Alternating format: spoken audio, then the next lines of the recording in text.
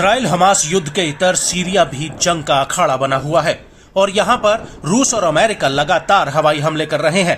दरअसल रूस ने सीरिया के विद्रोहियों के ऊपर हवाई हमले किए हैं और वहीं अमेरिका ने भी सीरिया में ईरान समर्थित समूहों पर बमबारी की है और इन हमलों को लेकर रूस और अमेरिका अब आमने सामने है।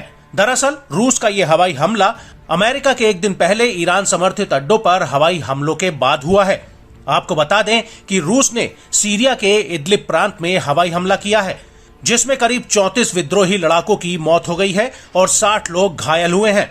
बड़ी बात यह है कि इदलिब को विद्रोही गुटों का गढ़ माना जाता है।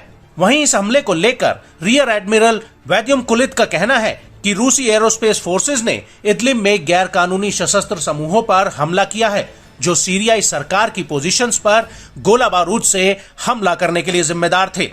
रूस का कहना है कि सीरियाई सरकार के सैन्य अड्डों पर पिछले 24 घंटों में 7 बार हमले हो चुके हैं और सीरियाई सेना ने इदलिब और एलेप्पो प्रांत में हुए हमलों को लेकर इन विद्रोहियों को जिम्मेदार ठहराया था।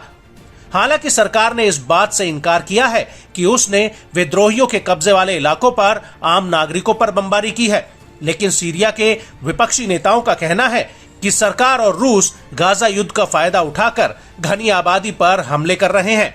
आपको बता दें कि सीरिया में 12 साल चले गृह युद्ध के बाद इदलिब इकलौता ऐसा प्रांत है जिस पर विद्रोहियों का कब्जा है और इस इलाके की आबादी करीब 30 लाख है और ऐसा दावा किया जाता है कि इदलिब के लोग सीरिया के राष्ट्रपति बशर अल असद के शासन में नहीं रहना चाहते हैं और सीरिया में साल 2011 में गृह युद्ध शुरू होने के बाद से अभी तक 5 लाख से ज्यादा लोगों की मौत हो चुकी है।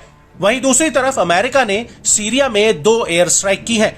अमेरिकी रक्षा मंत्री लॉयड ऑस्टिन ने इस बात की पुष्टि भी की है और इन हमलों में कम से कम ईरान समर्थित 8 लड़ाके मारे गए हैं। अमेरिकी रक्षा मंत्री का कहना है, Last night, our U.S. forces conducted precision strikes in eastern Syria against 2 facilities that are used by Iran's IRGC and affiliated groups. And I just want to remind you that these strikes are intended to disrupt and degrade the freedom of action and capabilities of these groups, which are directly responsible for attacks on U.S. forces in Iraq and Syria.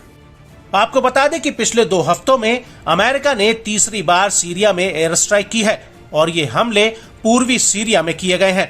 वहीं दूसरी तरफ Iraq और Syria में America और गठबंधन सेना पर कम से कम 40 बार हमले हुए हैं।